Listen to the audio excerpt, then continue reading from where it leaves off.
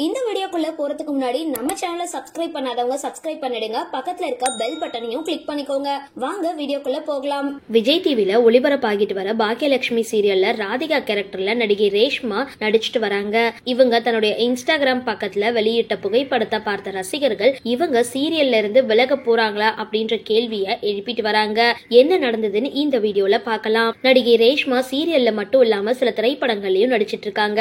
அதுலயும் இவங்க வேலன்னு வந்துட்டா வெள்ளக்காரன் திரைப்படத்துல நடிச்ச புஷ்பா கேரக்டர் இவங்களுக்கு பெரிய அளவுல பிரபலத்தை கொடுத்திருந்தது. அந்த திரைப்படத்துக்கு அப்புறம் ஒரு சில திரைப்படங்கள்ல நடிச்சிருந்தாங்க. ஆனாலும் இவங்க சூரிக்கு ஜோடியா வேலன்னு வந்துட்டா வெள்ளக்காரன் திரைப்படத்துல நடிச்சதுதான் இப்ப வரைக்கும் பேசப்பட்டு வந்துட்டு இருக்கு. திரைப்படங்கள்ல மட்டும் இல்லாம சீரியல்கள்லயும் நடிச்சிட்டு வராங்க.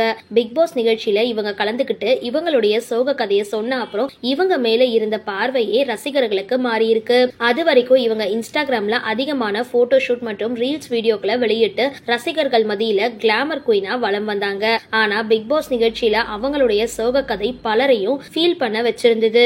அதே போல விஜய் டிவில பாக்கியலட்சுமி சீரியல்ல இவங்களுக்கு பெரிய அளவுல பிரபலம் கிடைச்சிருந்தது. ஜீ தமிழ்ல ஒளிபரப்பான சீதாராமன் சீரியல்ல வில்லியா நடிச்சிருந்தாங்க. அதே போல அபி டெய்லர் சீரியல்லையும் இவங்க வில்லியா தான் நடிச்சிருந்தாங்க. ஆனா பாக்கியலட்சுமி சீரியல்ல இவங்க பாசிட்டிவ் கேரக்டர்ல நடிச்சிருக்காங்க. பாக்கியாவுக்கு ஆரம்பத்துல தோழியா இருந்த ராதிகா இப்போ கோபியோட 2வது மனைவியா மாறி இருக்காங்க. இந்த நிலையில பாக்கியலட்சுமி சீரியல்ல எடுத்த சில புகைப்படங்களை ரேஷ்மா தன்னுடைய இன்ஸ்டாகிராம் பக்கங்கள்ல பகிர்ந்திருக்காங்க.